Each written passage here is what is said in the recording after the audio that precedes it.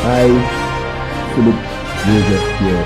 I would like to be judged as being the Prime Minister, not being judged as being part of a government. Came into government that we had a manifesto and a vision and mission that had been approved by my party, by the highest body. We have to take pride on how we've handled The illegal entry of persons coming in from Martinique, and Martinique remains an area of high risk for when you're us campaigning, you because see all the nice things, all the appealing things, all the emotional things to touch people's heart because you want them to support you and follow you, you inspire them, you give them hope, and they follow you. But what about the culture of people getting to office and not being effective in terms portfolio. No, but caller, hold on. Who handled his portfolio? Hold on, caller, hold on. Let's do it this Wednesday, because if it's Wednesday, it's NewsMaker Live.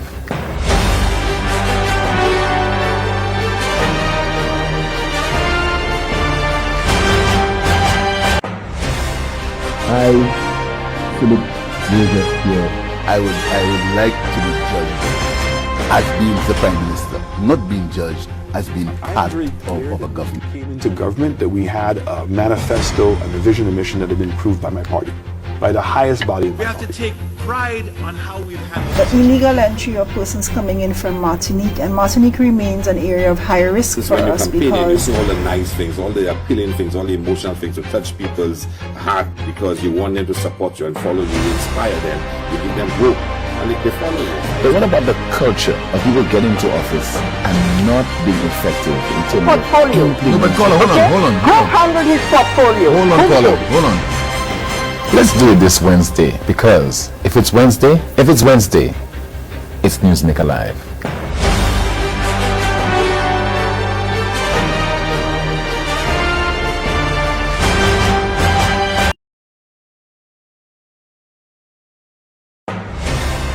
I, Philip Joseph here. I would like to be judged as being the Prime Minister, not being judged as being part of a government. Came into government that we had a manifesto and a vision and mission that had been approved by my party, by the highest body. We have to take pride on how we've handled the illegal entry of persons coming in from Martinique, and Martinique remains an area of high risk for When you're us campaigning, you because see all the nice things, all the appealing things, all the emotional things to touch people's heart because you want them to support you and follow you, you inspire them, you give them hope, and they follow you. But what about the culture of people getting to office and not being effective in terms Portfolio. No, but caller, hold on. Who handled his portfolio? Hold on, caller, hold on. Let's do it this Wednesday, because if it's Wednesday, it's NewsMaker Live.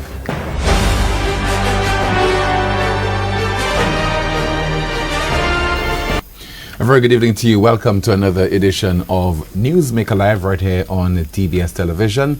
We are also on Facebook. We go up until 10 o'clock this evening. On tonight's broadcast, we'll be focusing on the matters relating to the nation's youth and the fact that they have found themselves on the wrong side of the law. In some cases, they have been victims of violent crimes over the last few weeks in particular on the island. I have a youth advocate. He will be speaking with him in just a moment. Also, we'll be paying tribute to the late Mr. Guy Ellis, who passed away on Sunday evening at the age of 78. Came as a shock to many of us in the media fraternity, and I'm sure to many of you as well. And La Clinique du Corps International moves to introduce an MRI service in St. Lucia. We will be updating you on this during the course of this evening's broadcast. But welcome Mr. Zachary Hippolyte, who is a former member of the National Youth Council, former National Youth Debating Champion, and is also currently a member of the Montreal Development Committee as well. You are a police officer. Welcome to the program, sir. Thank you, Tim. Thank you so much for allowing me the opportunity to be here tonight. Talking about a former National Youth Debating Champion, his performance in 2013 during Youth Parliament. This is what occurred, at least part of it, during that year. Of the prison population. Now, may I remind this Honorable House of this resolution. Be it resolved that the Honorable Minister responsible for youth and security do inform this youth parliament of the plans for dealing with this upsurging crime. I'll say it again. The plans for dealing with this upsurge in crime. I sat there in my beautiful, comfortable chair. I'm yet to hear a plan from the Minister of Youth, even from Madam Prime Minister. She asked the question, who sat here before? But we know who's sitting here now.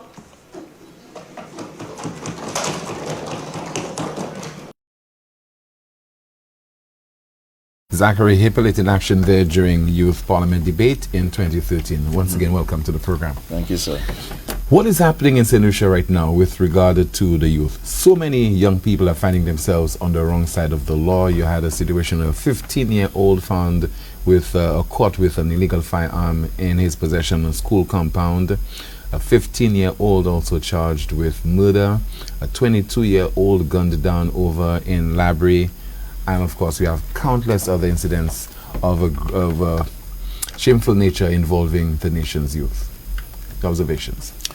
Okay, first of all, once again, good night, everyone in St. Lucia. Members of the Moshi Development Committee, good night to you. My president, Mr. Darwin Clement, and everybody else, good night to you.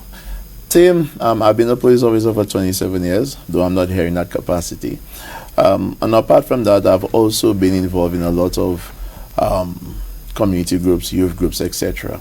So whilst the sciences will show that there are lots of reasons why youth find themselves in bad situations or committing youth violences, etc. and stuff like that, like peer pressure, socio-economic deprivation, bad parenting, etc. It's always good to be on the ground to actually hear what's happening. And it's not a good thing. Yes, there are lots of bad things happening. But for someone to sit here and say, this is the reason, or this is the particular reason, that's not possible to say. Because every circumstance has its own merit. Every circumstance has its own case. But what I've been hearing, there are lots of times where the youth, certain individuals find themselves in situations where they believe the only recourse is violence. Or even sometimes when they try to solve it in some other manner, that other way in which they try to get that solution doesn't work out for them. Something I believe we forget, Tim, is that people have choice. And the youth, just like an adult, has choice. There are individuals who have come to me at my station or at my department saying, I have an issue with this individual, I need advice. I'll give them that advice. Or I'll go and speak to the other individual. They still have a choice to take that advice. Now, we're not saying that there's not things that we can do or we should be doing. I believe there's a lot that is being done, whether it's by the police, whether it's by human services, whether it's by NGOs or other youth groups or whatnot. But the problem is that you have a lack of resources in those various agencies that how would I say that are given the mandate to prevent crime or prevent those social issues. So you have the majority, you have a population of different thinking, different beliefs, different attitudes, different motivations, and then you have choice. So it is very difficult. There's something I always say, Tim. There's this movie called The Minority Report. I don't know if you're aware of it.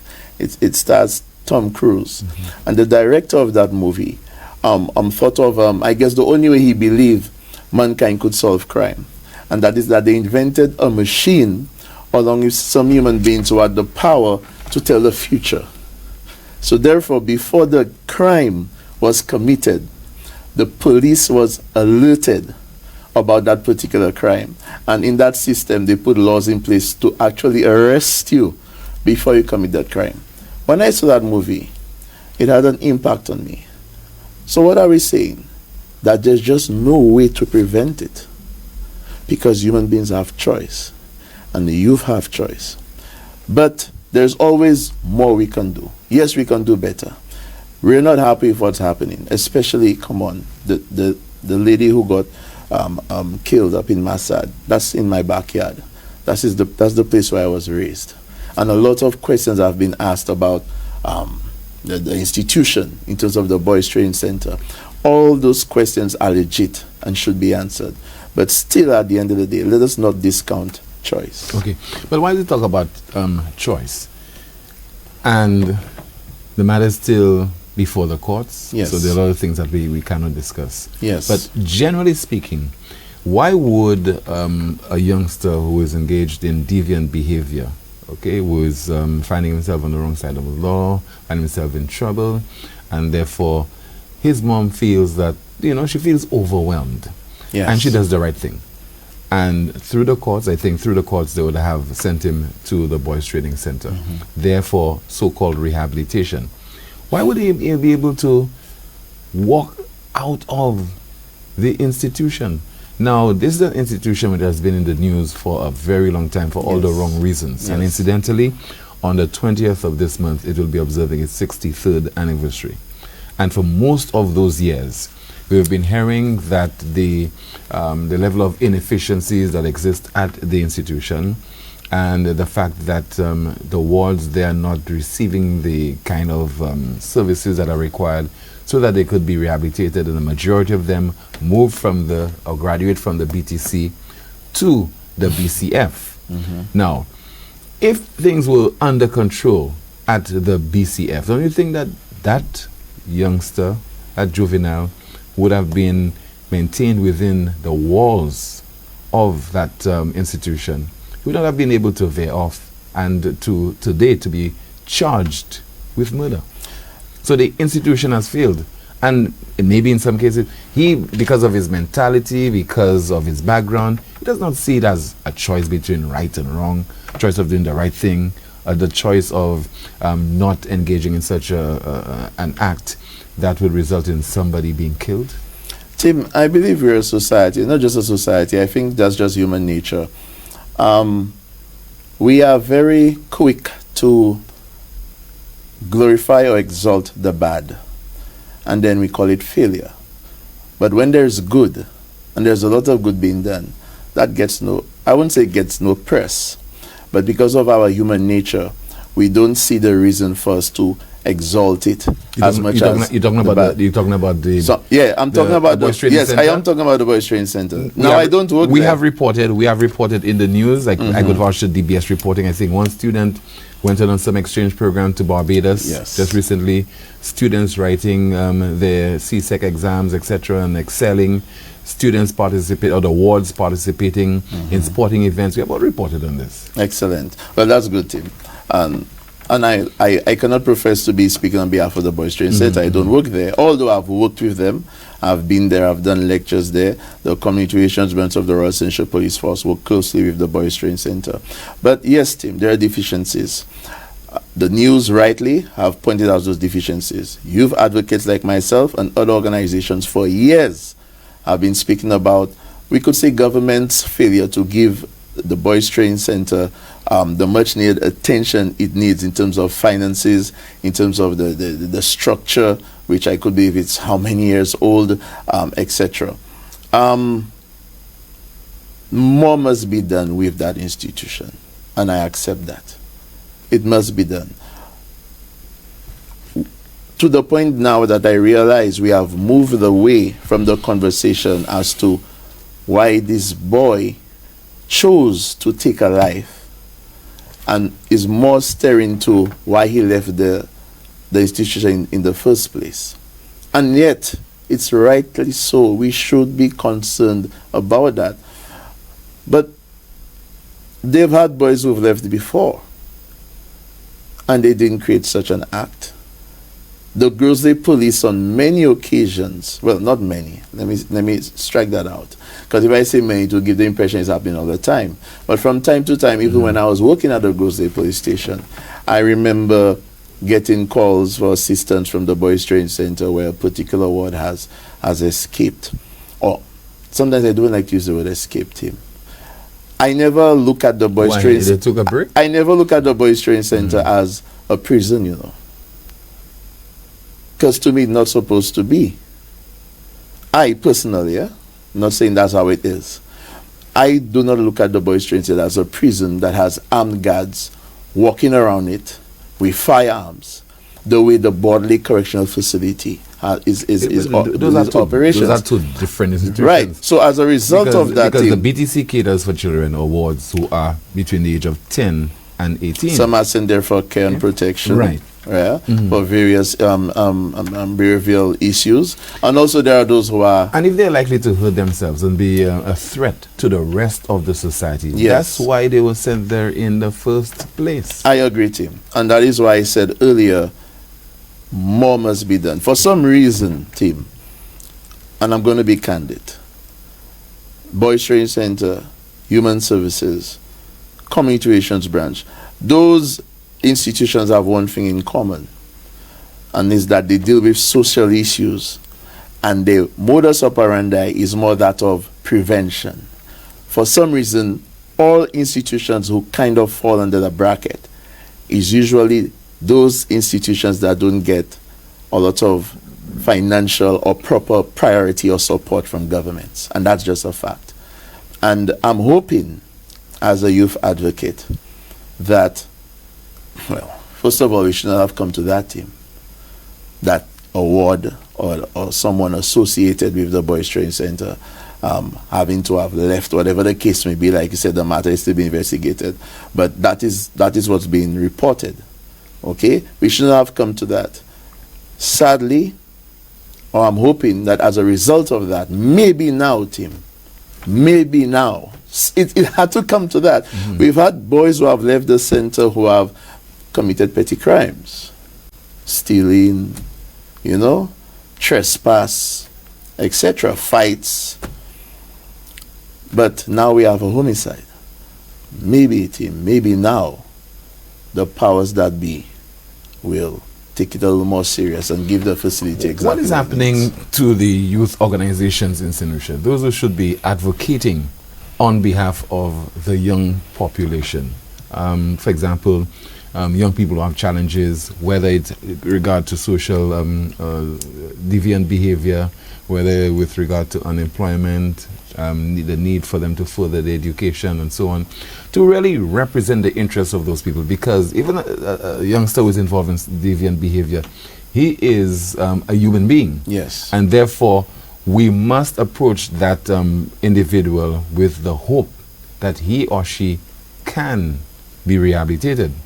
But it appears that we are not exhausting all the avenues that are at our disposal when we are allowing wards of the BTC to roam freely, to walk out of the institution. I don't think that it's to roam freely, Tim, because for us to accept that, it would mean that security or someone responsible would have seen the young boy and say, okay, hi, bye-bye, but it is you can walk out. But it is lax. Yeah. It appears to be non-existent. It appears to be a case where those who are remaining behind the walls of the BTC, they're doing so on their own accord, their own volition. That's what it may appear. That's what I reckon. Yeah, that's what you may reckon, and probably rightly so. But going back to your question in terms of the youth organizations, Tim, you see, volunteerism, I always said it has to be in your DNA. There are people who join groups of advocacy for various reasons, for various motives, sometimes to promote the self, okay? Sometimes genuinely for the cause. But what usually happens to these groups and these organizations is sometimes what they call burnout, pressures of life. Because when you are in those organizations, team, you are also giving up your very important resource, which is time. Yeah? And most of these individuals or people who have served on those groups before also have their livelihoods, they have to study or they have to go to work. So they feel they could make a difference. And they do make a difference, team. Although sometimes it's not readily seen or noticed. Because if a youth advocate or someone who deals with social welfare and stuff like that has made a change in the life of an individual or a family, team, they don't come to you and say, let's PR that, let's make a news item of it. But if that individual does something wrong, you would know. And it comes back again to what I'm saying about the human nature. We don't exalt the good, team. We mostly exalt the bad because controversy sells. controversy is what, I mean, it sparks interest. The National Youth Council, I'm glad to see they're very, well, they appear to be very active now. I saw a news clip on DBS TV, and which is all good. And all I could say to them is to try and keep, no matter what disappointment that they are facing, the main, if we all keep our mind on the main objective, Tim, which is a greater cause than ourselves, which is to serve the youth and be the voice for the youth who have no voice. When those situations arise where you're unhappy or where you're displeased, whether it's with the government or with the police or whatever the situation, you will deal with it, but you will continue back on the trend of what you're supposed to do. But do you think we are leaving things to chance right now as far as youth development is concerned in St. Lucia? We are living the fight to sometimes single parents who cannot cope, who are overwhelmed by, you know, the behavior of children. Sometimes they're very challenging, very unruly, and therefore they need the external assistance so that they themselves can be able to, you know, I mean, set the right path for the youngster. Because I think, even though you're a single parent, I think you want what's best for your son or your daughter. Yes. And so when your son is sent to the BTC, you're hoping that child will graduate from the BTC and become a law-abiding citizen, a productive citizen, even end up being a law enforcer. So if you hack back, let's say you as example, let's say 30 years ago, 30 odd years ago, you were sent to the BTC. Yes. What are the chances of you coming out there and today being a police officer? I know they've had a success story. Yes, they've had success stories. Well, if and I'm glad you mentioned parenting. If my parents are actively involved in what is going on at the Boys Training Center, I believe that my chances of coming out there a more productive citizen is very high. And that's one problem. And like I said, I want to reiterate, team, I'm not here to promote the Boys Training Center or to defend them. I could only go on the experience I've had with them. One of the issues is that parents, most times, team, when they have sought the services of the courts or the Boys Training Center, and the children is now a ward of that center, it's almost as if like, it's now your problem, deal with it. They abandon them. They abandon them. Yeah. But guess what, parents? That just cannot be. Because, Tim, no matter what, you and I can speak to that 12, 13, 14, 15, 16, 17, 18-year-old from now till doomsday. The major influence will always be their parent. Why? When you look at in terms of the mother, a biological bond, this is the person you know that from the time you could understand, feeds you, clothes you, gives you what you want. So what happens is that most parents, I'm not saying all, but majority of them, according to the experience and what I know, is that when the children finally become wards of the state at that institution, they turn their back. They get invitation. They are told, please visit the center. Come and get involved. If you have some time off, come and see what's going on. They don't come.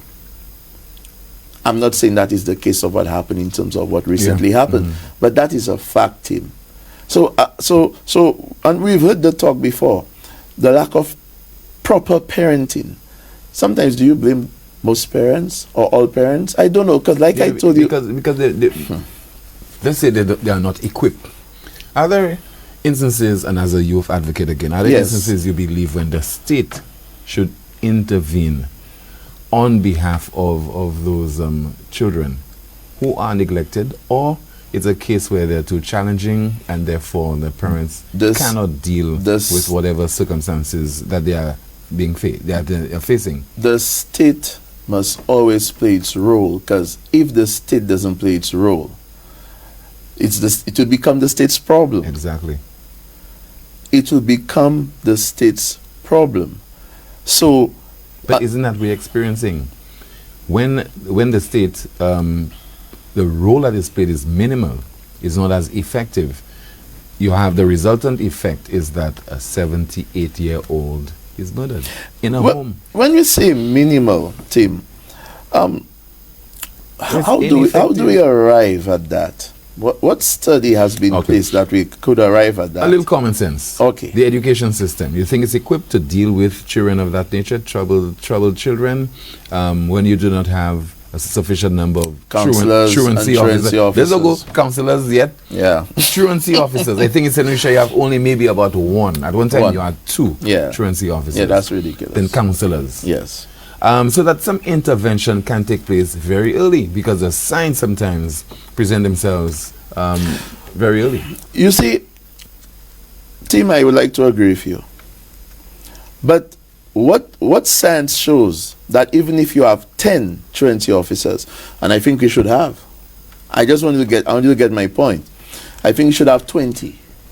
I think we should have 100 truancy officers. However, those truancy officers will never be the major influence of these children's lives.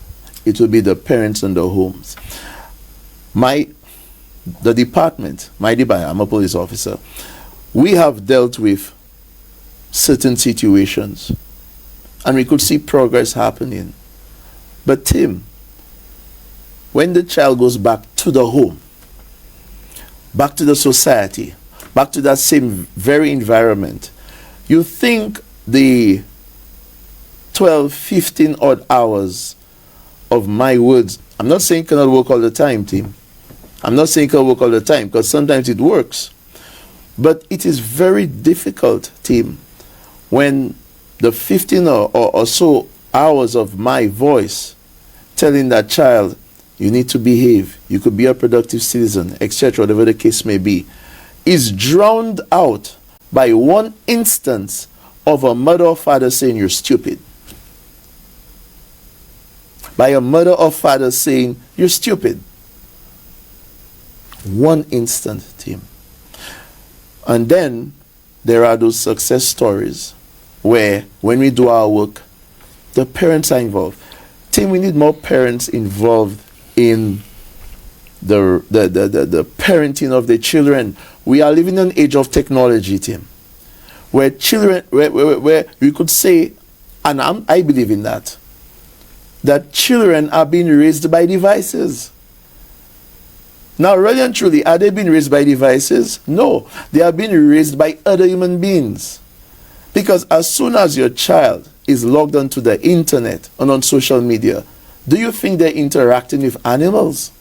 They are interacting with other adults, other motivations, who have different thinkings.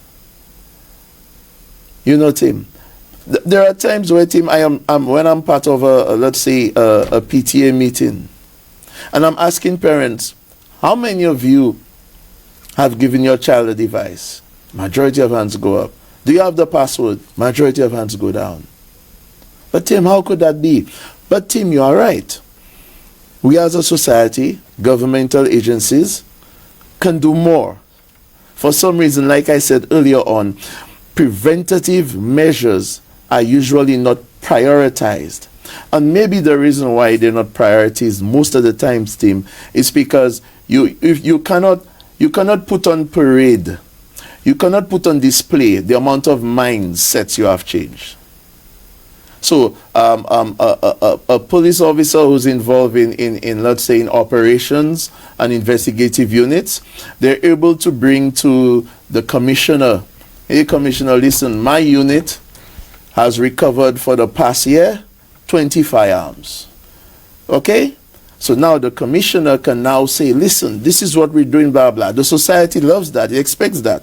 But it's kind of difficult for the community policing practitioner to come and say, hey boss, I have changed the mindsets of 30 youth in the community. How do you display that? That's something you cannot measure. That's something you cannot measure. And I believe because of that principle I've just mentioned, Tim, it's an automatic thing where governments, I said governments before people say I'm targeting any administration, tend not to be eager to prioritize those type of agencies. Should we hone therefore the parenting skills of our mothers and fathers in St. Lucia. Make it mandatory. And herein comes the education system again, utilizing it. Because, for example, I think there are in some jurisdictions where children are exposed to etiquette in terms of their driving skills on the roads, in terms of how they interact with other motorists interact with each other, and so on.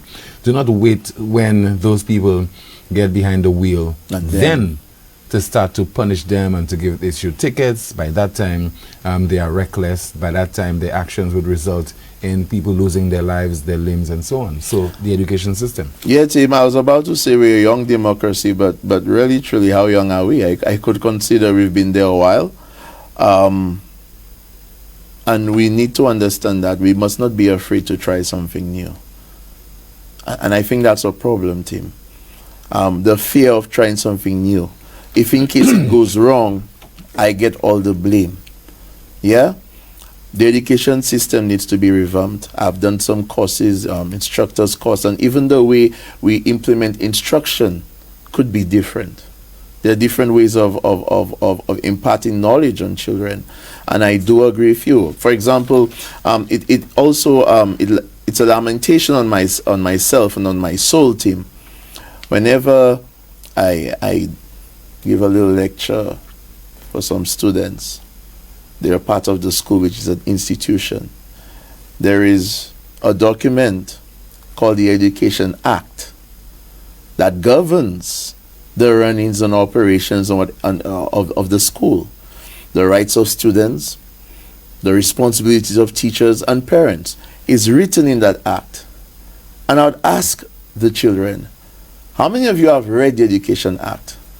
I should have asked them, Tim, how many of you know there is an Education Act? Because everybody will be looking at me wide-eyed. And I have an issue with that. The powers that are be, I guess they're listening. We cannot, and you see this thing about the ignorance of the law is no excuse. This is there to let you know that you cannot go into a court of law and expect to be pardoned by the court by saying, I didn't know stealing was an offense. But the reality of it is there are lots of offenses and different citations of law that people don't know about. That's fact. Because if our own children, who we say the train of the future, but like I heard the NYC president said, the children are our present, and I like that. If the children who are present are part of an institution and they're not even educated on the laws that govern that very same institution, what do we expect when they leave that school? So I agree. We need to look at other modes. We need to prepare children. We need to prepare our youth for the land of being the land of adults. All we think about is the normal curriculum, maths, English, whatever. Yes, that's all good. But when you get out there, kids, when you come out into the land of business and the world and adults, it's a different kettle of fish, and we need to prepare them for that. You're watching NewsMaker Live right here on DBS Television. We are also on Facebook. My guest this evening is Zachary Hippolyte. He is a youth advocate. He's also a member of the Montreal Development Committee and also a former member of the NYC and a police officer as well. We'll continue our discussion in just a moment, and we'll continue via your calls. And later we'll be paying tribute to the late Mr. Guy Ellis, who passed away on Sunday evening. And La Clinique du Corps International moves to introduce an MRI service in St. Lucia. Stay with us.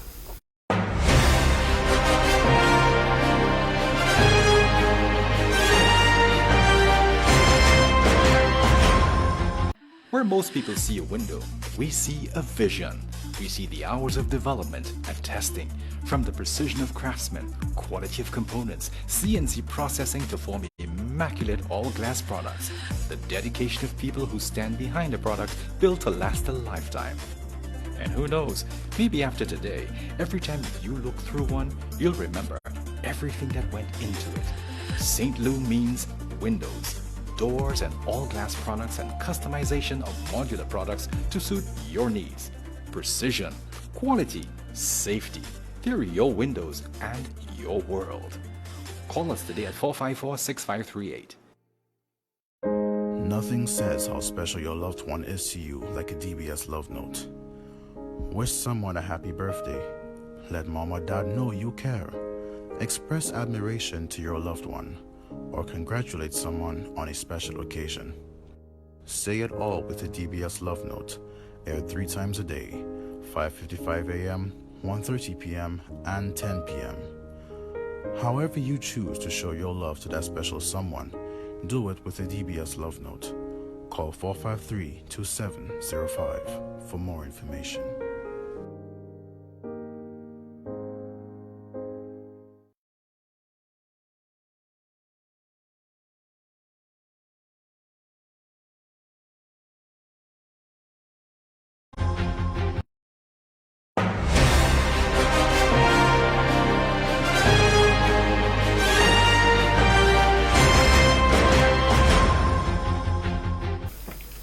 Welcome back. Thank you so much for staying with us. You are watching NewsMaker Live on DBS Television. We are also on Facebook at about 9:30. We'll be paying tribute to the late Mr. Guy Ellis, well-known St. Lucian journalist, former managing editor of The Voice and Mirror newspapers. In the meantime, let's continue our discussion with youth advocate Mr. Zachary Hippolyte. The lack of a national youth policy up to this day, I think the first effort started in 1987. And just recently, to his credit, we heard the youth and sports minister promising that the government will look to enact a national youth policy. I mean, what does this indicate? That so late, we are still talking about having a national youth policy? Yeah, it is unacceptable. It is unacceptable. If we claim as a society, especially like we like to use that term, the youth is our future. Mm-hmm. Youth is our future. Then why aren't we not preparing for the future? Or is it just something, this is what we have grown to accept? A youth policy would be a document that would guide reformation, guide legislation, guide the powers that be, have a working framework in terms of assisting youth in what they really need, which is employment opportunities, education, especially cheaper education, health, employment, housing. Because as adults, we're expecting to have a society that will take care of us in our time of old. Mm-hmm. I think, Tim, there is a saying that says, show me how you treat your elderly, mm-hmm. something to that effect, mm-hmm. and I'll tell you whatever society you are. We need to do better. We need to do better. And I have seen many former youth parliamentarians debate that in the House, asking for that. Why is it taking so long? I'm baffled. I really don't understand, and if the governments, and I don't think they need it, but if they need the assistance, there is enough youth advocates, youth themselves, etc., so that we could ensure. Or maybe, Tim, it's just not a priority. Mm-hmm. Recently, the new Domestic Violence Act was enacted, right? Mm-hmm. And even before that, I remember when we had a problem with predial larceny. The Predial Larceny Act was enacted. Back then, I guess it was a priority, so those important pieces of legislation were worked upon. I don't know, Tim, maybe the youth is not a priority, but that is shocking for me to say or to even believe, because if we look at all other instances and aspects of life, especially when it comes to politics, the youth is always the one that, whether being used or discussed about or promoted or spoken to, we want their votes. The majority of the voting population is a youthful population. But yet, for some reason, Tim, when it comes to the the proper enactment of youth policy is just not a premier priority. So we heard the pronouncement, like you said, from the current Minister of Education. Is it Education? Youth and Sports. And I'm going to hold his word up to it. I'm going to hold him to it. And I'm hoping that we see that very soon. But is that a reflection on young people who are not taking themselves seriously and therefore not demanding what should be theirs? Maybe we don't know how to demand him. Maybe we don't know how to demand. Demanding in St. Lucia appears to be limited to maybe a politician telling you, let's take a march, let's go for a strike. That's not the only way to demand things. I believe in putting things in writing. I believe in using the media in a very responsible way. And media meaning whether print, television, social media. I believe in people coming together to bring out their points. And we have a problem with cohesiveness and coming together, team. We have that issue. So maybe we don't know how to properly demand. But still, at the same time, it's still the responsibility for our leaders, the powers that be, to understand that a working national youth policy is very, very important. Something that bugs me, Tim, the age of consent versus the age at which you have a right to vote. I always have an issue with that, Tim, because the law gives a citizen at the age of 16 the right to say yes to sexual intercourse. Yeah? But yet, at 16, I can have sex. 16, 17, I can have sex. I can impact on the health sector by having children. Yeah? I can work. There are lots of things I could do that can impact the economy in various ways. I can go through all that rigorous aspect of those things, but it is difficult at that age for me to enter into a voting booth and put a cross. So you see that should be looked at? It has to be looked at. It has to be looked at, because maybe, Tim, although the draft youth policy, I think, of the year 2000 states that youth is anyone between the age of 10 to 35. But maybe, Tim, probably the way we're thinking, that's probably one of the reasons why we don't see it as a priority. Because from the time when we hear the word youth, we normally think the psyche is that of a toddler, children, the schools. Yeah, Tim? Am I correct? Yeah. Yeah. So we don't look at the one who's 18, 19, the 20-year-old officer, the 30-year-old news reporter as youth. But that's what the draft policy says. So maybe, Tim, that could be a stepping stone if we enact legislation to allow the 16, the 17-year-old to cast their vote. Since we only look at these as youth, maybe that's when, Tim, we will see. You think the politicians who permitted a 16 or 17-year-old impressionable individual going to the polling station and casting a ballot? But why not? But why not? Because so why not increase the age of consent from 16, as opposed to reducing the voting age? Tim, you trampled me in a hard one there. Yeah. I think if we increase it, we'll criminalize too many people. That's just thing, Tim. Our youth is bombarded on a daily basis with images of sexual activity, and that is fact. Whether it's commercials, movies, music videos. You know, sometimes when I hear people say, oh, the music, the radio is playing, etc. Our youth hardly listen to radio. We now have the internet. And you could stream any song, whether it's in its clean or dirty version, for free, Tim, as long as you have a device. We all know that. You understand? So, if I were a politician tomorrow, Tim, I would be fighting for that so hard. Fighting forward. To see a 16 or 17-year-old go and cast their ballot.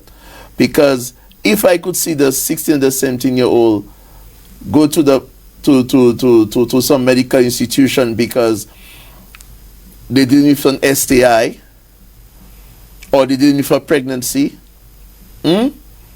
or they could be in some club partying. Another one again, team, when it comes to the youth, we need to enact laws to ensure that our youth don't have such a great access to alcohol. Team sessions happening all around the place. Anybody could there is no requirement to ask for an ID to see whether or not this person is 16, 15, 14. And team, you know our makeup, our genetic makeup when it comes to our Caribbean people. I saw a 14-year-old girl once and I couldn't believe she was 14. She would easily pass through the entrance of any event. So yes, Tim, it would be nice to see that rectified. We're discriminating against our youth. We're telling them, okay, go ahead, it's okay to have sex. It's okay to have sex. It's okay to start a family. Tim, start a family. So when the 17-year-old has a baby, sometimes for another 17-year-old, usually that person have to go and start working early to take care of that child. But it's not normally a 17-year-old female being impregnated by a 17-year-old, eh? It's true. In St. Lucia, very often it's somebody who's about 25 years old. That is so true. Yeah. That is correct. Most times that's the case. But then we still, older? but maybe older. But at that time, no offense has been committed. But how do so this 25-year-old man can have his 16-year-old girlfriend, spot all around the place, get her impregnated, and yet she's voiceless when it comes to the decision making of this country? She's voiceless? Nah, team. We need to do better. Let's put the telephone number on screen right now to take your calls for my guest. Once again, Mr. Zachary Hippolyte. He's on the broadcast in his capacity as a youth advocate. So we take your calls right now. So call in with your questions and your comments. Let's have a discussion.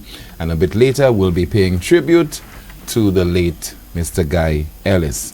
And La Clinique du Corps International moves to introduce an MRI service in St. Lucia before the end of this year. So we'll have a report on this. We'll furnish you with further information. Positives pertaining to the nation's young people, Mr. Zachary. Anything to report on that? We have a call? Let's go to that call. Hello, good evening to you. This is NewsMaker Live. You're on the air. Hello? Okay, what was that call? Okay, go ahead. Lots of positives there. Lots of positives. And I think one of the ways, Tim, that we could actually combat the impact of social media, the perception, because we like to generalize. That's what we do. We like to generalize. So let me give you an example. I'm going to use the police. The police can... Hold that point, sir. We have a call. Good evening to you. NewsMaker Live, you're on the air. Good night, Tim. Good night. Good evening to you, sir. Corporal Sergeant Zachary. How you doing, my brother? Right? Zachary Hippolyte tonight. Yeah. Good night. Good night. What I am seeing, I am in the community of Ancillary. And there is a lot of kids that are not going to school. No. What can do, or the principal or somebody in charge of what I'll say. Why do you believe that the children are not going to school? What's the problem? I have no idea, but they are on the street. You can see them school hours and they're on the street. And that's very bad. And not in Ansari, but a lot of communities, you driving through and you can actually see the kids are on the streets. And that can cause a lot of bad mind. Because nowadays those guys, I believe those big guys, they're using the kids to do whatever they have to do. So I'll listen to you. Okay. Thank you so much for calling. And Tim, that will the way I'm about to respond will actually bolster what you've been saying concerning the state, because in the Education Act, it states that it's mandatory that children attend school, And it's actually an offense if it is found that the parents or the guardians is responsible or contributing to that that child not attending school. And then you go again, so the state, the lack of truancy officers, you cannot properly enforce or police that particular offense. So that's a problem. But when it's so visible, do you really need a truancy officer? We have a call. Good evening to you. This is NewsMaker Live. You're on the air. Good night. Hi, good night to you, caller. Good night to your guest, Mr. Hippolyte. Hello, my brother. How are you doing? Good night. I'm good, thanks. Very interesting discussion. We hear all the time that, it's all talk. And sometimes, the conversations happen, quite often in the public domain, but where it really has to make a difference, apparently the conversation is not really taking place in those areas. And I'm talking about, policy makers along with, the general population, getting the kind of, consultation going in terms of putting things in place to guide youth and to guide the population generally. And I heard a gentleman just call about children not going to school and so on. And this is, really a serious situation. We are hearing so many incidents of violence, and a lot of the times, very young people are involved, people who should be in school. And, obviously they are not going to school because they figure, it does not really make sense to them. They're not motivated, and what is it that is being done to keep them in school? When I've had the opportunity to speak with principals of various schools, I always tell them, I believe when a student does not show up in school, there's supposed to be a register at the school. So, when I went to school, they took the register in the morning, and then, if you're there, then you present those who are not there, And because of the policy that, we have mandatory school age, I believe that they should be getting in touch with the parents to find out why those children are not in school. Because some of those children, what they do, they leave the house, pretending to be going to school, and by the time they get out of the house, they're either in their own clothes or they just in the streets, not going to school. So the parents are thinking that the children are in school, and the school is thinking that the children are with their parents. So we really need to be looking at those things and to deal with this thing. And you spoke about there not being truancy officers and so on. And that is a real serious indictment, that you do not have people to ensure that the children are being looked after and they are where they're supposed to be. So okay. There's so much that can be said about this youth issue, but I'd like to listen to someone else. Okay. Thank you so much. Thank you. In the chat room, somebody says, why not create laws to prohibit a 25-year-old from impregnating a 16-year-old? That would deter a lot of these young girls or those 25-year-olds to be more mindful. We have a call.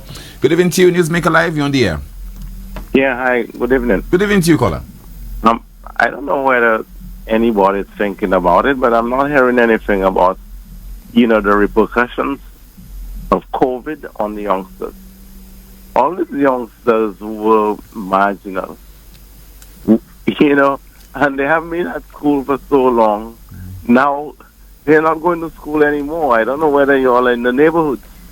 I don't hear any talk about what are we going to do to get a handle on these youngsters.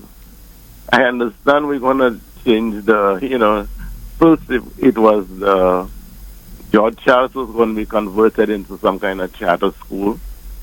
Now it's going to be for the guys at the Boys Training Center. But I'm not hearing anything about that. And if you don't get a handle on that, it's only going to go downhill. It's going to get worse. Because all these youngsters who missed all that school, they're already marginal. They're not going to go to school. And we have all these fellas, all these young people who just, in about the next 5 years, you think it's going to be any better today than today? It's only going to get worse.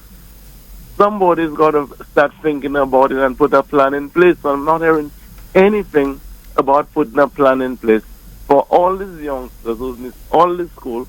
And, they're not inclined to go back to school. They're uneducated. What are we going to do? Something has to be done. I hope somebody in authority, is listening. Thank you so much for that comment, sir. Thank you so much. I think it's a relevant observation, and that debate is already taking place in some countries. In some countries, Jamaica yes, is one such country. The mental impact on yeah. So it is something that we must take note of. Yeah, some might say, "Come on, man! Even long before COVID, children are going to school," but it has had an impact. Yes. We have a call. Good evening to you, NewsMaker Live. You're on the air. Yes. Hello. Good evening to you, caller. Yes. Hello. Good night, Tim. Yes, sir. Can you speak up, please? Yes. Good night, Tim. Yes. Good night to you. Good night, sir. Yeah, and brother Zachary. How you doing, my brother? Yes. Just a question I want to ask there, and to get the opinion of brother Zachary. Yes. With the whole idea whereby the government is right now has decriminalized marijuana and also looking to establish a sustainable cannabis industry in St. Lucia. Legalizing the herb and decriminalizing the herb. What are the positive impact you believe that can have on the youth? And also, is there the negatives also? Okay. Yeah, because the youth stay there and people stay there at the block, and talking about marijuana is also another gateway for drugs on them level. I was just trying to know your opinions about as far as the government going forward for the legalization of the herb and the positive or negative impact on the youth. Yeah. Okay. Thank you so much for calling, sir. Thank you, caller.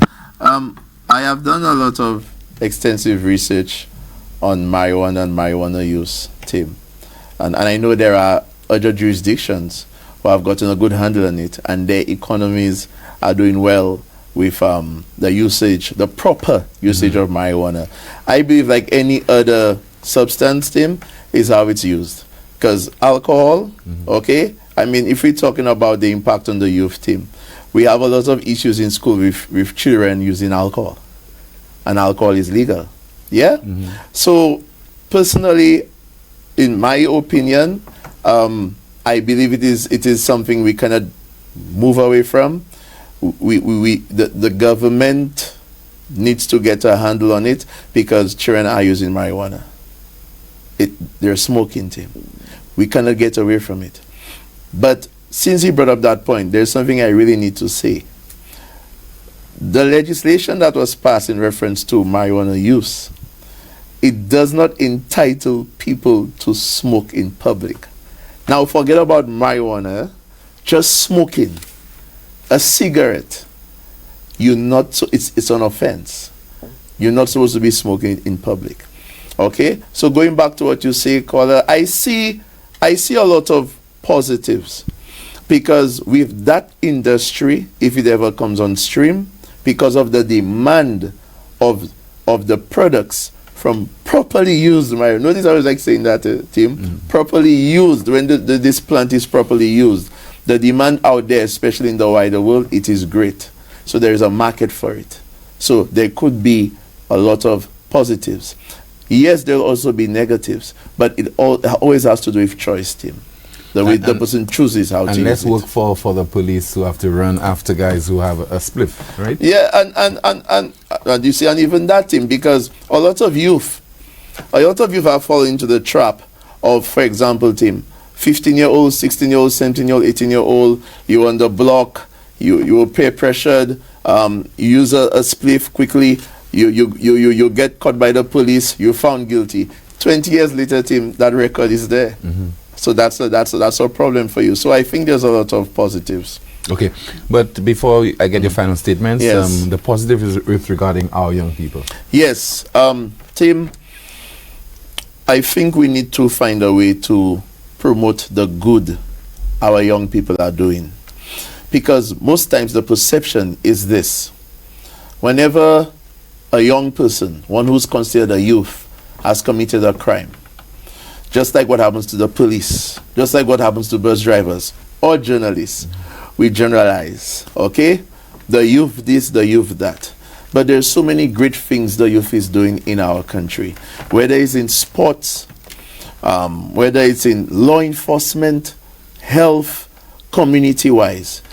We need to do a little more in promoting the positives of our nation's youth. The Boys Training Center has a lot of success stories. Likewise, they have issues. I always believe, Tim, in anything, because we now live in a world of social media and a lot of misinformation. The way to combat this, which could, in my opinion, have a positive impact on our psyche, on our social psyche, is to combat the negativity with positivity. That's what I Mr. Zachary Pollitt. Yes, my brother. Thank you so much for being my guest this evening on NewsMaker Live in your capacity as a youth advocate. Thank you so much, Tim, and good night, everyone. Good night, Moshi Development Committee. In just a moment, we'll pay our tribute to the late journalist, Mr. Guy Ellis. But first, La Clinique du Corps International moves to introduce an MRI service in St. Lucia. Much needed service, I might add.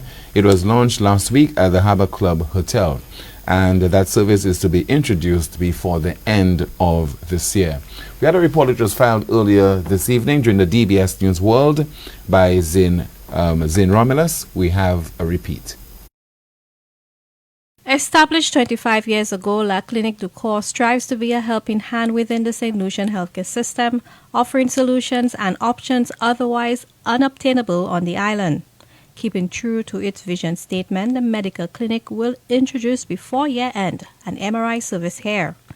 An MRI or magnetic resonance imaging scan is highly valued in healthcare systems as a key tool in accurately detecting many diseases and abnormalities even in their very early stages. This enables physicians to diagnose effectively and ensure patients receive the appropriate course of treatment. Accessible and affordable healthcare has been the driving force behind the move to procure this key diagnostic tool, says Dr. Donny Glasgow, general practitioner at La Clinique du Corps. Once the service is introduced here, St. Lucians will not need to travel abroad. Something so essential to us in the medical field, speaking from a professional standpoint, this is a very important piece of equipment, and it will make a difference, a great difference in the practice, in the health system, in the care that we provide for our people. And we, as a team, welcome it, and we are happy to introduce it to St. Lucia. Opportunities for private-public partnerships with the introduction of this diagnostic imaging service were not lost on Health Minister Moses Jean-Baptiste. Access to such quality services, he says, underpins the government's universal health coverage initiative. I'm very pleased to be here this evening to share in this moment. I know that the benefits of this wonderful MRI machine have been espoused, and everybody in St. Lucia, I'm sure, will be very pleased to know that we have this service in St. Lucia. So I wish to congratulate, but also to thank the partners and the teams who decided to come together to bring this wonderful service to St. Lucia. The health minister's sentiments were echoed by Prime Minister Philippe Pierre, who thanked La Clinique du Corps for making this timely investment in the local health sector. We know that this investment will do many things. First of all, it will reduce the need to travel between St. Lucia and somewhere else. And especially now, with the cost of travel and the inability to be able to come from one island to the other, being able to source these services locally will be of great benefit to the people of St. Lucia. La Clinique du Corps is acquiring MRI equipment with the latest technology. The Signa Prime 1.5 Tesla MRI scanner from General Electric will shorten diagnosis time in as much as 15 minutes. The MRI service will be one of the medical imaging services offered at a diagnostic imaging center at Cocoville, Rodney Bay. Services will be offered for neurology, orthopedics, obstetrics and gynecology, and more. We have dedicated an emergency entry for those patients that are being transferred from hospitals or private clinics without interfering with the waiting area. There'll be a stretcher in case we need to transfer the patient from a regular stretcher to an MR stretcher. This is the control room where the technician will be operating the machine. The equipment, or we call the magnet, is a state-of-the-art 1.5 Signa Prime equipment, and it's a really beautiful machine. State-of-the-art ultrasound for cardiology and obstetrics and gynecology with 3D and 4D capabilities will also be available. For the DBS News World, I am Zane Romulus. For that report, which was filed earlier during the DBS News World, and we hope to have an update for you on when those services will be available and provided by La Clinique du Corps International. You're watching NewsMaker Live. When we come back, we pay tribute to the late Guy Ellis, who passed away on Monday.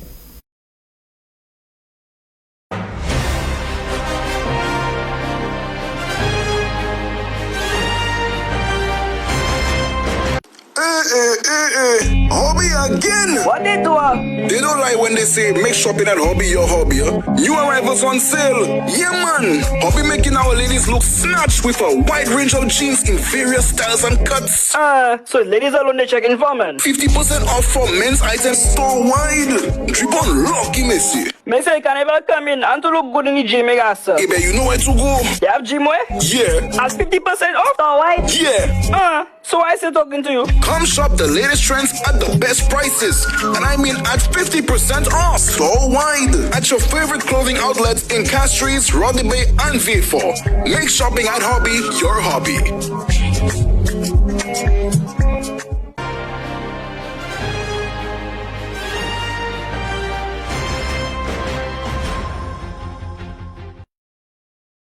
Thank you so much for staying with the broadcast. During this segment, we pay tribute to the late Guy Ellis, a name that is synonymous with journalism in St. Lucia, as this year he would have observed or celebrated over 6 decades in the profession. He is also synonymous with the Mirror newspaper as well as the Voice newspaper. And he has also worked with a number of international and regional news agencies, including the Caribbean News Agency, also Reuters, AP, and the New York Times.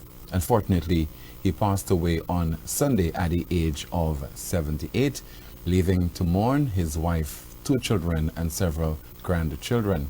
During this segment, we pay tribute to a doyen of broadcasting and journalism in St. Lucia, Guy Ellis. Where are they now?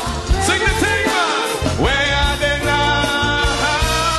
Where are those people who used to be so popular in my country? Where are they now? We forgot them somehow. Where are they now? We forgot them somehow. Boy, I sing in calypso. The media assumes additional functions. In many societies, it plays the role of watchdog over the affairs of state. In situations where parliamentary opposition is numerically or performance weak, this watchdog role is even more critical. After leaving school in 1962, Guy Ellis headed to Bridge Street in Castries with a pocket full of job applications. His first stop was at the Voice Publishing Company Limited. And I walked into the Voice, and to my surprise, they were just in the throes of reorganizing the newspaper, and I was given a job. The rest, as the saying goes, is history. History unfolding kept Guy Ellis in the media for over 50 years. He resigned as managing editor of the Voice newspaper in 1994, a position he held for 19 years. He moved on to co-found the Mirror newspaper, where he spent 18 years as the managing editor before retiring in 2011. Ellis returned to the Voice newspaper in March 2014 for an editorial consultancy assignment to help with the company's succession plan. During his early career, Ellis did a short stint at Radio St. Lucia and did news reporting for Radio Caribbean International. The opportunity that came my way to become a correspondent, an international news correspondent, you know, it's amazing that after just a few years in the media, I was suddenly being called from overseas by people who I didn't even know, asking me to write for them, news agencies, newspapers, and so forth. So those invitations came one after the other. And, you know, to me, that was a tremendous achievement and something which I enjoyed very much. He represented about 5 of the major Western news agencies over his initial 40 years in the profession, in addition to writing for newspapers and magazines all over the place. I think the highlight of my career, I would think, is my coverage of St. Lucia for the international press. Because of the, I won't call it the ability, it gave me the opportunity to be able to record the history of St. Lucia over a long period of time, and not just recording it, but to tell the outside world what was happening here. Guy Ellis wrote 2 books, St. Lucia, Helen of the West, and he co-authored A History of St. Lucia with Robert DeVoe and Jolene Harmson. He used his archives that he accumulated through his career as reference material for the section of the book of A History of St. Lucia he was responsible for. Whereas the other writers, the other 2 other authors would have had to go and search for stuff, I actually lived through the section of the book which I was in charge of writing. I actually lived through it.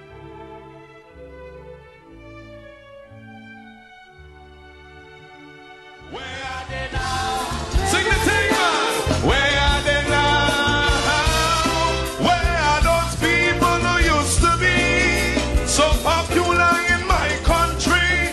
Where are they now? We forgot them somehow. Where are they now?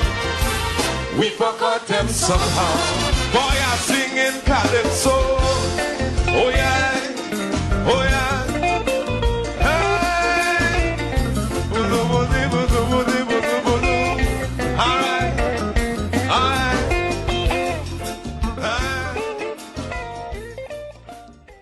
Alicia Ali of NTN reporting on the career of Guy Ellis during the Legacy series, which came off several years ago.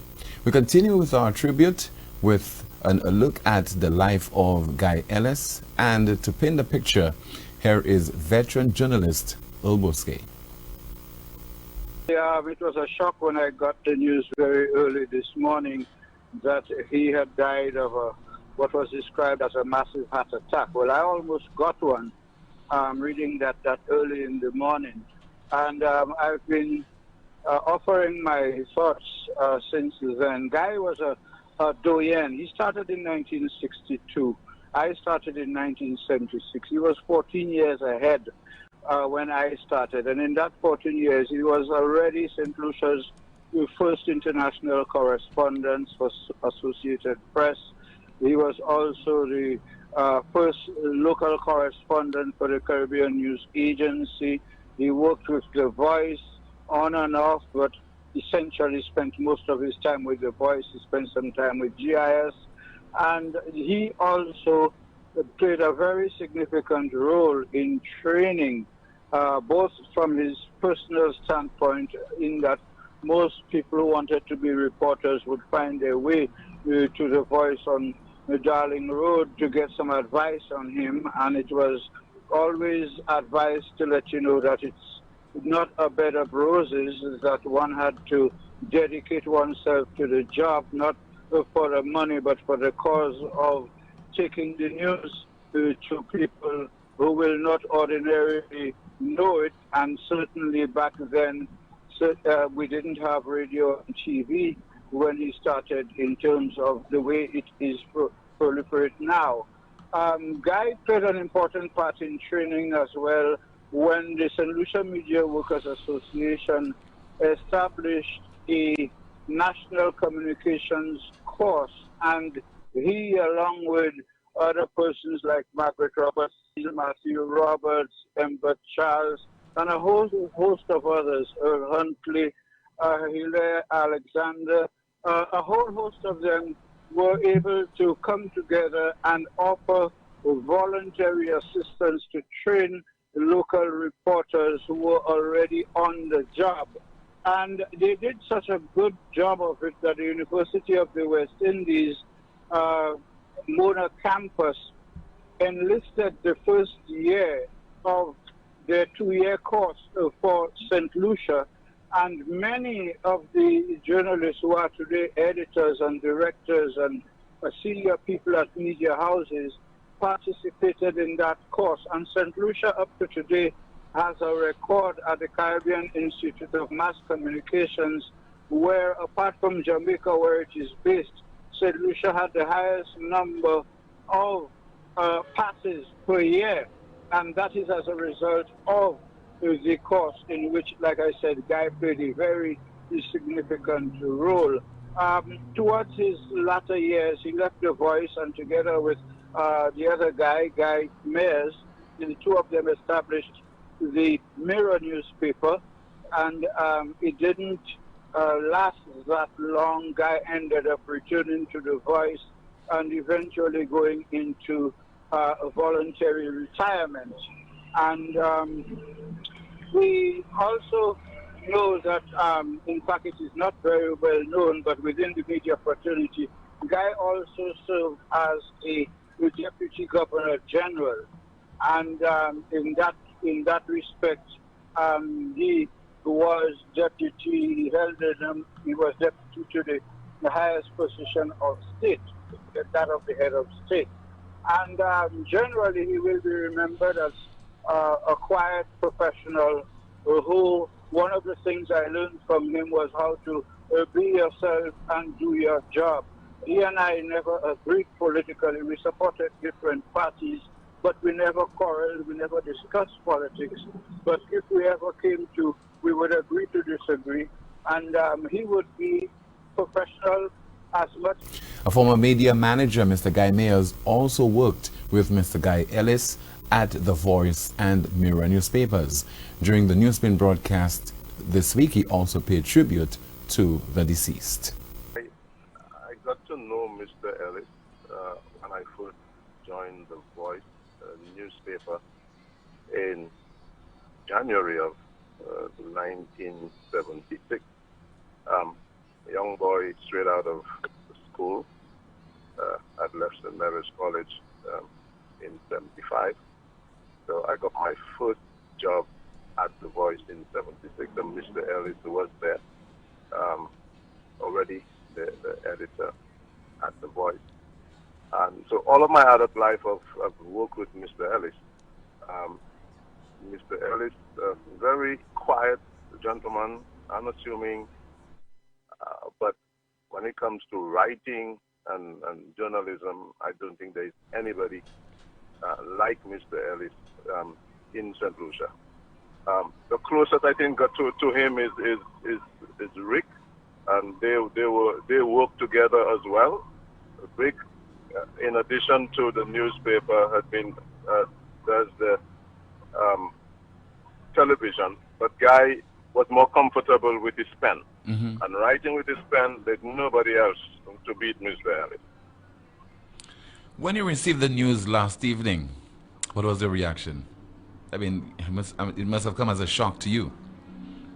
A serious shock, because I know that Mr. Ellis had been recovering from his prostate cancer surgery, and he had been doing fine. I saw Mr. Ellis walking down the road in town just a couple of weeks ago, and as far as I know, he was well.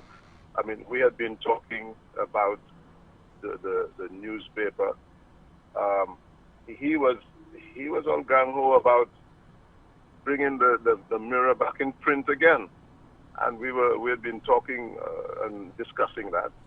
And so that was that news last night was the furthest thing from my mind.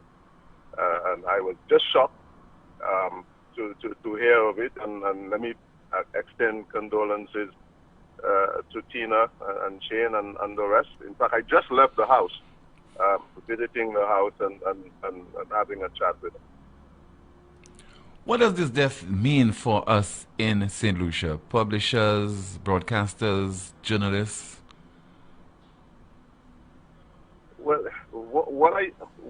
Tim, when I look at what's going on now, I think sometimes I say we have broadcasters, we have talk show hosts, but journalists of the kinds of Mr. Ellis, I don't see any in the new breed that is coming. Mr. Ellis, I know, tried hard to train. He was part of those training young journalists. But I think the young people now are more interested in being a talk show host, etc., and not doing the kind of in-depth and professional journalism that the likes of Mr. Ellis did during his time.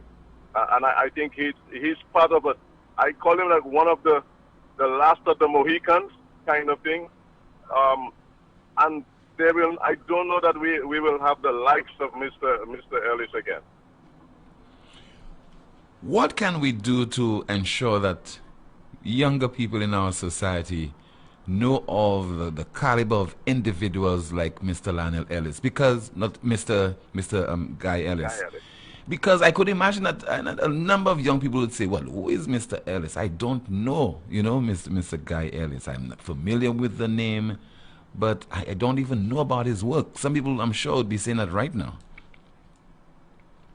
Well, those persons who have, would have been reading the Voice newspaper would have known him as the editor, one of the longest-serving editors at the Voice. I remember, and then when I left the Voice back in 1992, Mr. Ellis was the managing editor then. When the Voice turned 100 years old, Mr. Ellis was managing the managing editor. And Mr. Ellis then, 2 years after I left the Voice to start my own printing business, the Mayor's Printing, he called and said, I'm coming to see you. I said, okay. He came and said, look, the Voice is not the same like it used to be. I would like us to start a different, something new, a new newspaper. I said, Mr. Ellis, that's the furthest thing from my mind. I have been, those long nights of doing the newspaper, I just want to settle with my printing business. I remember one of my brothers telling me at the time when I broke the news to them that I'm thinking about it, he said, I thought you promised us that you're not going to get back into the newspaper again.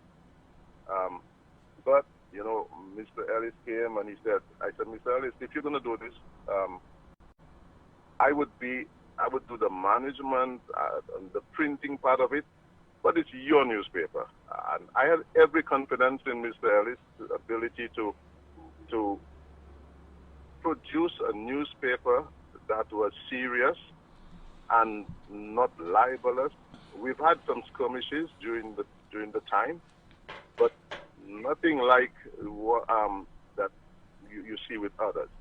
And I said, you do all the editing, you're responsible, and I will do the printing. And so that was the partnership that we built from, I think the first edition of the Mirror came out in September of 1994. And right now, with the COVID has sort of put a brakes on things, and then the Mirror is still there online, but and he's still been contributing to it, even if he has retired. But Mr. Ellis has been a mainstay. He has also edited and been part of a what do you call a coffee table book, a history of St. Lucia, and he has done so much to raise the level of journalism. He has been the representative for BBC and all of those various overseas media houses. And Mr. Ellis has been a staple in the region for all those decades. And he has been a mentor to me. He's much older than I am, although we became business partners. But he has been somebody I've looked up to. And continuing the tribute is a former president of the now defunct St. Lucia Media Workers Association, Tony Nicholas. Tony Nicholas with a short tribute to Mr. Guy Ellis. I got to know Mr. Ellis somewhere, I would say the early 90s, between 90 and 92. Although I was aware of the gentleman, and I don't use the word gentleman quite lightly, he was indeed and in fact your consummate gentleman. I got to know him prior to that, growing up in the Waterworks area and knowing of him more or less as the editor of the Voice newspaper. So later in the 90s, I did approach him to start an entertainment column with the Voice newspaper. My approach was that I felt that entertainment was not being given the value that it deserved in our media landscape, and he quite agreed and so offered me some space in the Voice newspaper, commenting on the various forms of entertainment locally, regionally, and internationally as well. I felt honored to have been given that privilege as a young journalist coming up in St. Lucia. And so later on in 1994, when Mr. Ellis decided the time was right for him to make a move to boldly begin a new newspaper in St. Lucia, the Mirror newspaper, I felt honored that I was one of those that he decided, he wanted to work with, along with David Vitalis, the late Lawrence James, and Jason Sifley. We started quite a formidable team at the Mirror newspaper, becoming the first newspaper to do many things, including putting color on our front page. We decided we would be one day earlier. The weekend newspapers used to come out on a Saturday. We came out on the Friday, and we were the very first to be an online media house, an online newspaper. And all of this speaks to the vision of Mr. Ellis. As an editor, he was always open to new ideas. We never felt that there was some sort of generation gap between Mr. Ellis and the younger reporters, the younger journalists. He always connected with, what we were into, what we were up to. And one of the similarities between Mr. Ellis and myself, we often discuss music. He had a passion for music very much like myself, especially reggae music. I remember when things like the Peter Tosh box set came out, you're so excited being the first one with it and sharing it with me before I could get my own. He also loved his country music, his jazz, and a variety of music art forms, and just, art in general. And it was a pleasure working with him, like I said, being innovative at the newspaper. Never once seen Mr. Ellis get upset. One of the funny things about him, the few times he would get flustered, you would hear him say things like, for crying out loud, stressing on the for crying out, and deliberately stammering. We always knew, we knew that he stammered, but on moments like this, emphasizing on his stammering to get that message, of course, playing on those words. And as I said, hardly ever seen this gentleman upset, even in the face, when one prime minister infamously described him as, being some sort of economic terrorist or enemy of the state, simply for truthfully reporting on a boating incident involving the Sandals Resort, which he reported for the foreign media. He was labeled as such, and, with all the accolades coming in now, for him, You know, hardly anyone came to his defense when, you know, he was unjustly crucified, you know, for reporting accurately about an incident that happened in St. Lucia. Of course, that was before the pervasive internet and social media and what have you. And speaking of the foreign press, you know, he also gave me my first opportunity to work alongside with him to pen a piece for the foreign press. I could recall when Lauryn Hill visited St. Lucia for the St. Lucia Jazz Festival. The foreign press was very much interested in what she was doing, what she was up to, and Mr. Ellis approached me to put something together with him for them. So it was quite a pleasure working with Mr. Ellis throughout these years. I worked at the Mirror with him between 1994 and 2002. And more recently, we started collaborating in 2019 for a publication we were supposed to put out. It never saw the light of day, but we were working on a project to honor 40 young St. Lucians to coincide with Independence 40. We had several drafts of that project, that publication going around, but unfortunately it never saw the light of day. But Mr. Ellis was always interested in everything good about St. Lucia, promoting St. Lucia, either via the newspapers or the several publications he contributed to. He wrote, one publication and he co-authored another. He was often called upon to vet publications, to proofread publications, about St. Lucia. And he always did that with passion.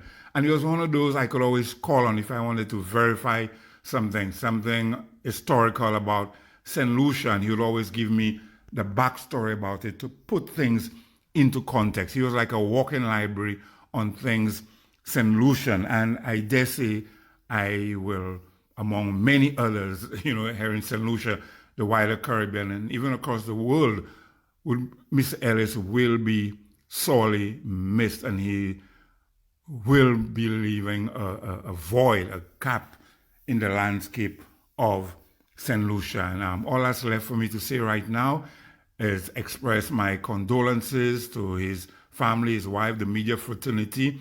And I hope, though in some small ways we had paid tribute, we did give him his flowers through Sharon Williams at a ceremony a few years ago.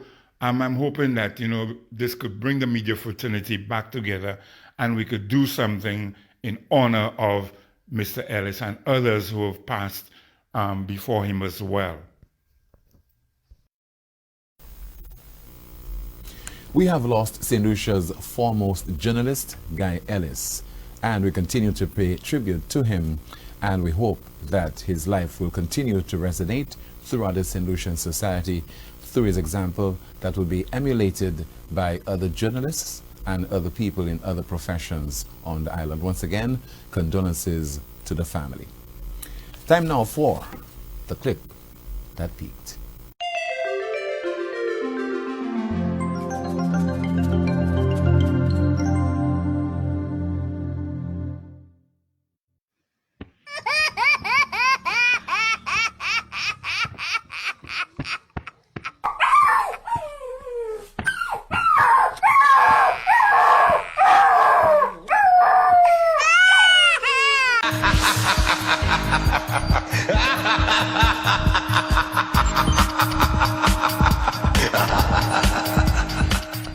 And as a broadcast, thank you so much for watching. If it's Wednesday, it's NewsMaker Live. I'm Timothy Polio. Good night. I, Philip Joseph here, I would like to be judged as being the Prime Minister, not being judged as being part of a government. Came into government that we had a manifesto and a vision and mission that had been approved by my party, by the highest body of my party. We have to take pride on how we've handled the illegal entry of persons coming in from Martinique, and Martinique remains an area of high risk for us because you see all the nice things, all the appealing things, all the emotional things to touch people's heart because you want them to support you and follow you, you inspire them, you give them hope, and they follow you. But what about the culture of people getting into office and not being effective in terms of portfolio? No, but hold on. Who handled his portfolio? Hold on. Let's do it this Wednesday, because if it's Wednesday, it's NewsMaker Live.